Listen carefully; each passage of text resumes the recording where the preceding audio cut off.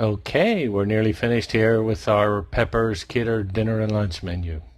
So let's go to your file, take a look at it, and we've got one thing over here that isn't on it, and that is this text at the bottom. Now we could just simply take it like this and type it in, but I'm just going to copy it. Control or Command C, and then I'm just going to come over here and paste it. This time I'll choose Edit Paste in Place, so it goes in exactly the same location there at the bottom. Now that's fine, but the disadvantage is this is on the dinner menu, so if I turn dinner off and lunch on, it doesn't show, and this is something we want everywhere. So there's a couple of ways to deal with it, and I'll show you the bad way first, because I just need to show you this feature anyway. I'll select this, and I could come over and just copy it onto this. I could copy and paste like we did before, but if I select it like this, move it down, there we can see the hand grabber. If I hold down the Option or Alt key, notice we've got a little plus sign there, then I can just drop it into the lunch menu here, so that now it's on dinner and it's on lunch individually, both together like that. Let me hit undo a few times, just get rid of that.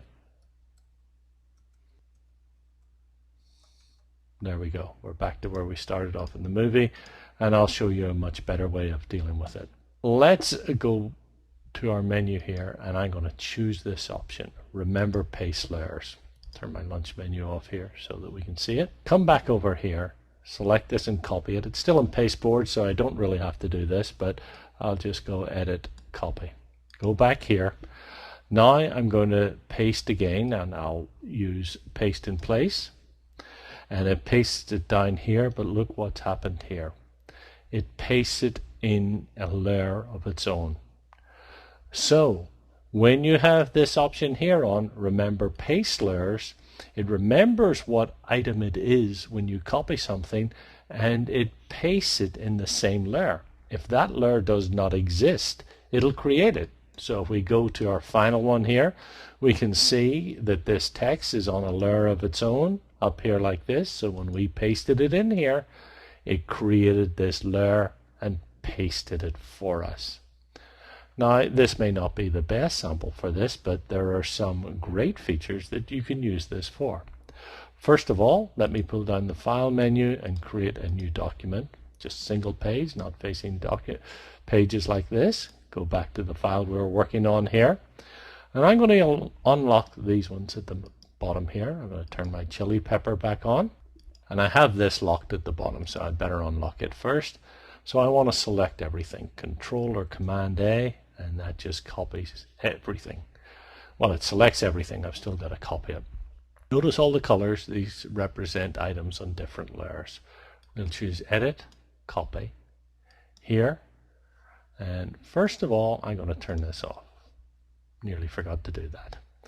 And here we'll choose Edit, Paste in Place. So it pastes everything there, but look, it's all in the same layer, and we've got a host of items here. Look at that. Let me undo that. Then I'll go back, turn Remember Paste Layers on, Edit, Paste in Place, and it pastes it in there, but it remembered all the layers, created them in this new document, so we're not reinventing the wheel. It's going to let us use all these layers again. Notice the lunch one wasn't there because we didn't have it available, but we could always come over here, turn everything else off except for the lunch, copy that,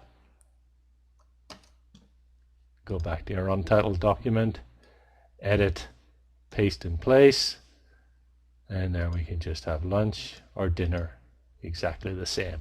So Remember Paste Layers works between documents, and it's one of those switches that once you turn it on, it's going to stay on in InDesign unless you reset your preferences globally.